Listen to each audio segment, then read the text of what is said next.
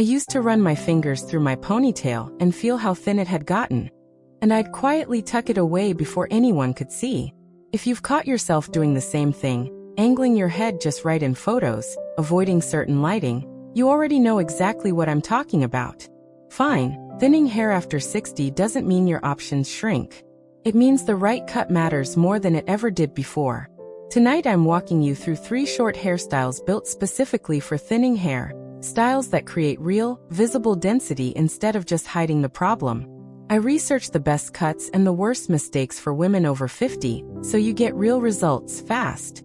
If you haven't already, hit subscribe. I cover this every week. Part 1. The Pixie that adds the volume you've lost. Here's something most women never hear from their stylist.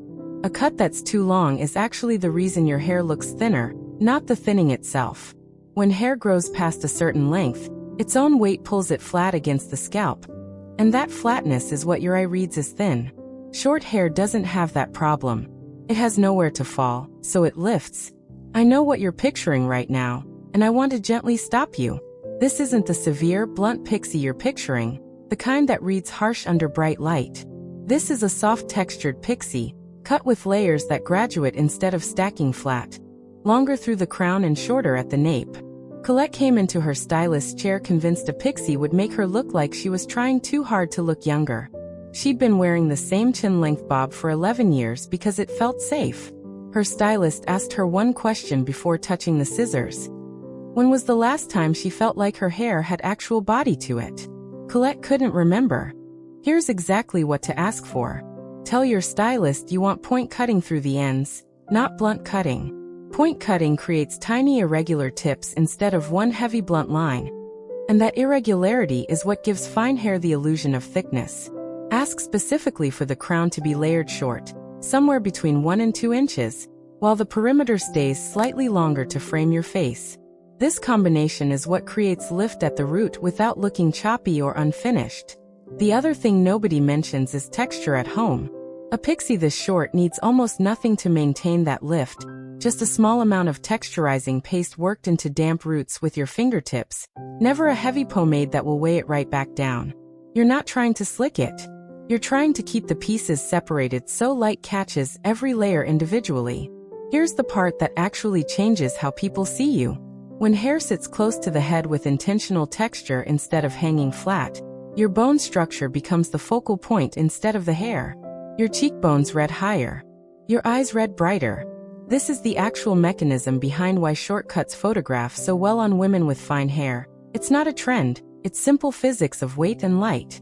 Colette's stylist also warned her about one mistake almost everyone makes with a first pixie: overwashing. Fine hair pixies actually hold their shape better on the second day. Once the natural oils give the texture something to grip onto.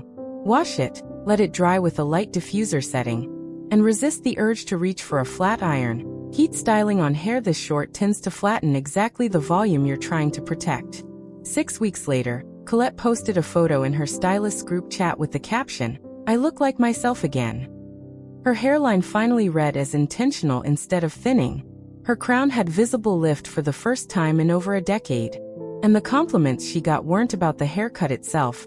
They were about how rested and alert she suddenly looked, which is exactly what volume at the crown does to a face. Before, her chin-length bob sat flat against her scalp by midday. Every strand pulled down by its own weight, the part line widening the longer the day went.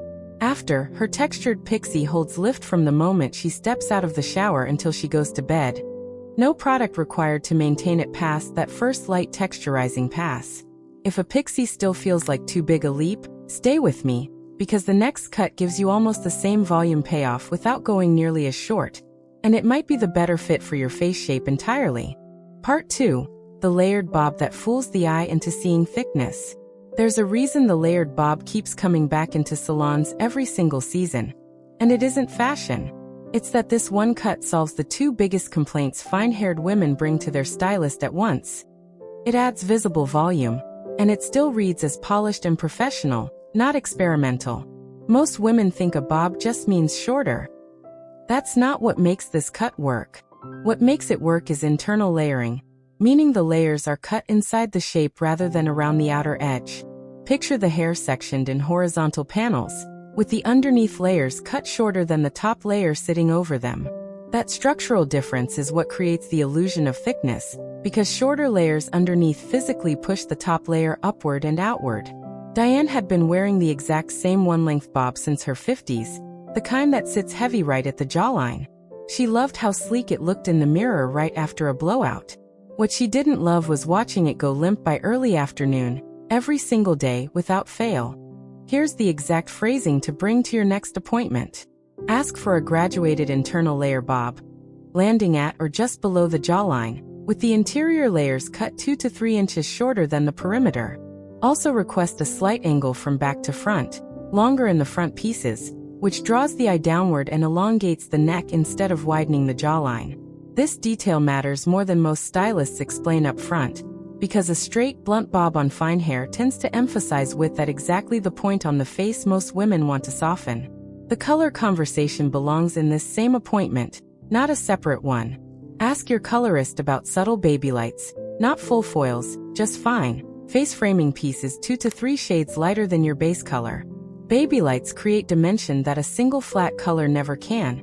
And dimension is what tricks the eye into perceiving depth and thickness in hair that would otherwise look one-dimensional and flat under overhead lighting. Now here's the snapback moment, the part that actually changed how Diane felt walking into a room.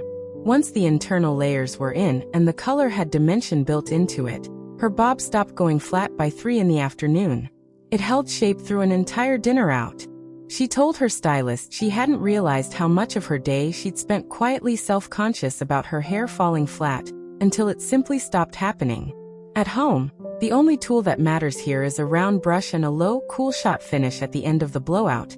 Never high heat held in one place too long, which is what causes fine hair to lose its bend by midday. Roll small sections under, hold the cool shot for 5 seconds, and let the layers do the rest of the work on their own. Diane's before was a flat, heavy, one-length bob that clung to her jaw and read as tired by lunchtime.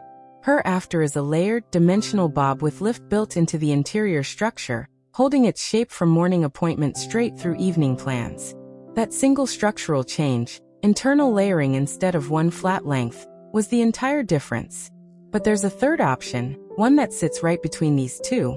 And it might be the one that finally solves the one thing neither the Pixie nor the bob fully fixes. Your part line. Part 3. The shag that hides a widening part.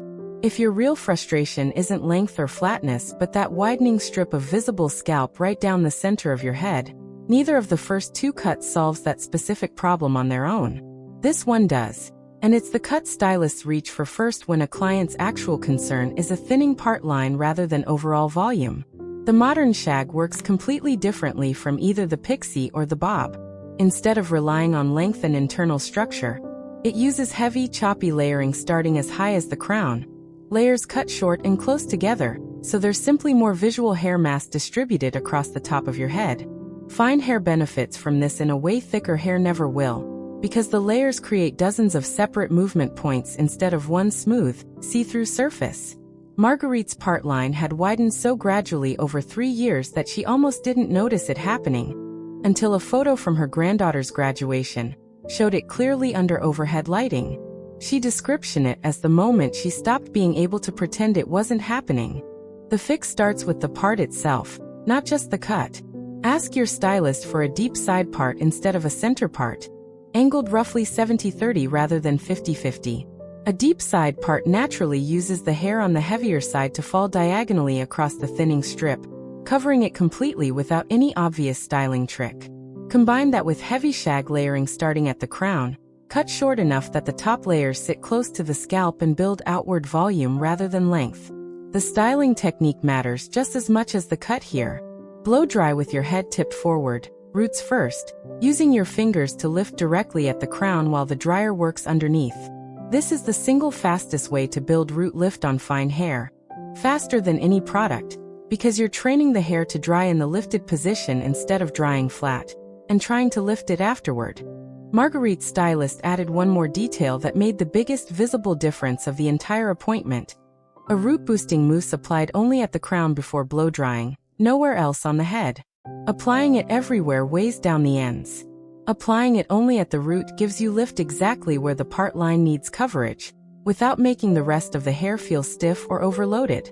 Within one styling session, Marguerite's part had visually closed. Not because any new hair had grown in, but because the deep side part redirected coverage, and the crown layering gave that coverage somewhere to sit instead of falling flat and thin. She told her stylist the graduation photo would have looked completely different if she'd made this appointment 6 months earlier instead of putting it off. Before, Marguerite's center part sat wide and exposed under any bright light, no styling trick fully hiding it. After, her deep side parted shag redirects natural fall to cover the thinning strip entirely, holding that coverage through an entire day without a single touch-up. 3 cuts, 3 completely different problems solved. But there's one more thing that ties all 3 of these together. Something that determines whether any of them actually work for your face. And I'm not going to let you leave without knowing it. Part 4. The one question that decides which cut is actually yours. Here's what almost nobody says out loud in a salon consultation. The Pixie, the layered bob, and the shag aren't competing options where you just pick your favorite. They're 3 answers to 3 different specific problems. And choosing based on which one looks prettiest in a photo, rather than which one solves your actual issue, is the single most common reason women leave a salon disappointed with a cut that objectively should have worked. So here's the real question your stylist should be asking you. And if they don't ask it of yourself before your next appointment. Is your main concern overall flatness across the whole head? A part line that's become visible? Or hair that goes limp by afternoon regardless of how it started the day? Each of those is a different structural problem, and each of the 3 cuts we just covered was built to solve one of them specifically. Rosalind sat through 3 different haircuts in 18 months, chasing a look she'd seen on someone else entirely. A soft shag on a woman with a completely different hair density and a completely different concern. Each cut looked beautiful in the chair. Each one disappointed her within 2 weeks, because the shag she kept requesting was solving a part line problem she didn't actually have, while her real issue, all over flatness, went untouched appointment after appointment. When Rosalind's stylist finally asked the right question, walked her through exactly what each cut was engineered to fix, she realized her actual issue had been flatness across the crown the entire time. The textured Pixie from part 1 was hers, not because it was trendiest, but because it was correct for the specific way her hair was thinning. That's the piece I want you to carry out of this video. Bring the specific problem to your consultation, not a photo you found online. Say the words out loud. Is it flatness, is it a widening part, or is it hair that can't hold shape past noon? That single sentence will get you a better haircut than any photo reference ever could, because it tells your stylist which structural fix you actually need instead of leaving them guessing at a surface-level style. The other thing Rosalind learned, and this applies no matter which of these 3 cuts ends up being yours, is that the first 2 weeks after a big cut always feel unfamiliar, even when the cut is objectively right. Give it those 2 weeks before deciding whether it worked. Your hands need time to learn a new styling routine, and your eyes need time to stop measuring the new cut against the old one out of habit. Rosalind's before was 3 different haircuts in 18 months. Each one chosen for the wrong reason, and each one abandoned within weeks out of quiet disappointment. Her after is 1 correctly diagnosed Pixie, chosen for her actual concern instead of a photo, still holding its shape and her confidence a full year later. Whichever of these 3 cuts speaks to your specific concern, that's the one worth bringing up at your very next appointment, described in exactly the language we covered, not just the name of the style. You now know something most women never get told in a 10-minute salon consultation: that a Pixie fixes flatness, a layered bob fixes limpness, and a shag fixes a widening part, and that naming your actual concern out loud is what gets you the right cut the first time instead of the 3rd time. That's real, usable knowledge, and it's yours now.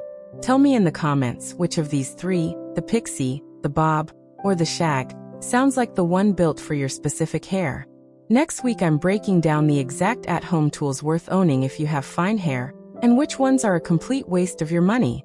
Like this video, subscribe to Timeless Wisdom Path, and I'll see you in the next one.